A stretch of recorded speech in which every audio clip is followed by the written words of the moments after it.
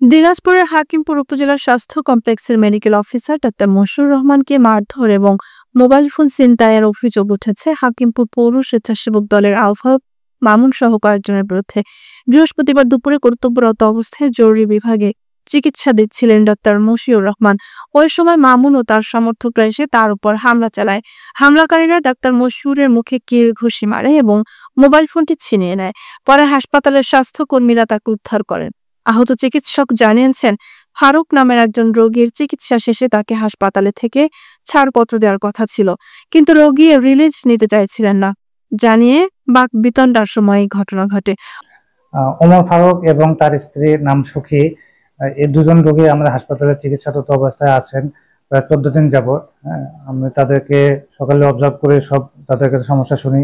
তাদের কাছে দেখে মনে হয়েছে যে আর হাসপাতাল থাকার প্রয়োজন নেই, বেড়ে তাদেরকে আমি ওষুধ লিখে ছুটি দেওয়া হয় এবং তারা এটাতে রাজি হয় না এবং সে অনেক তর্ক বিতর্ক করে, গালিগালাজ করে, নার্সদের সাথে খারাপ ব্যবহার করেছে।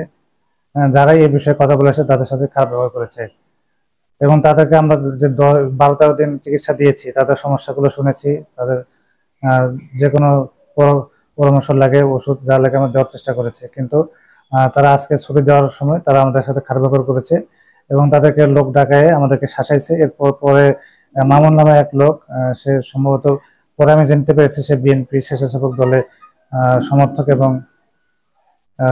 সে বিএনপি দলের সাথে আছে। সে 10-12 জন লোক নিয়ে প্রায় আনুমানিক 1:30টার একটু পরে স্যারকে কিছু লোকজন মারধর করছে। তো এই দেখার পরে তখন আমরা জরুরি সেবাতে এমার্জেন্সি ছিলাম, তো রোগী ফেলে স্যারকে উদ্ধার করার জন্য যাই এবং কিছুক্ষণের মধ্যে ওরা স্যারকে মেরে স্যারের ফোনটা নিয়ে হাসপাতালের বাইরে চলে যায়। আনুমানিক 15-20 জনের মতো হবে সব মিলে। আমি তো এভাবে দেখতে পাই না, আমি স্যারকে সেভ করার ইয়াতে ব্যস্ত ছিলাম, সেই হিসাবে লোক মোটামুটি ওইরকম 15।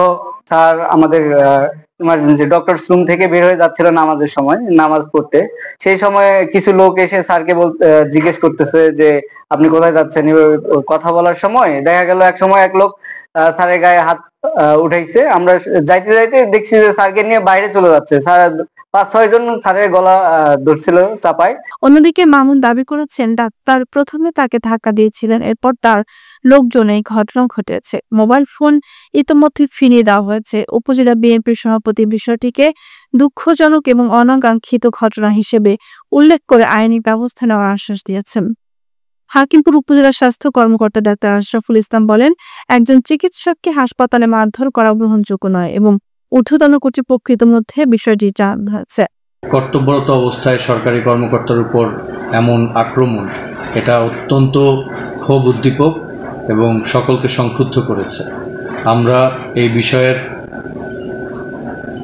বিচার এবং আশু নিষ্পত্তি কামনা করছি এবং এই বিষয়ে আমাদের ঊর্ধ্বতন কর্তৃপক্ষকে অবহিত করা হয়েছে। আমরা ভুক্তভোগী চিকিৎসক এবং ঊর্ধ্বতন কর্তৃপক্ষ সকলের সাথে মিলে পরামর্শ করে এই বিষয়ে পরবর্তী পদক্ষেপ বিবেচনা করবে। হাকিমপুর থানার ভারপ্রাপ্ত কর্মকর্তা এস.এম. জাহাঙ্গীর আলম জানান, পুলিশ হাসপাতালে পাঠানো হয়েছে এবং অভিযোগ পেলে আইনি ব্যবস্থা গ্রহণ করা হবে। Dinajpur civil surgeon doctor Asif Ferdous ঘটনাটি লজ্জাজনক উল্লেখ করে বলেন, তাদের যদি অভিযোগ থাকে আমাদের কাছে আনতে পারতেন। কর্তব্যরত চিকিৎসকের উপর হাত তোলা ঠিক হয়নি।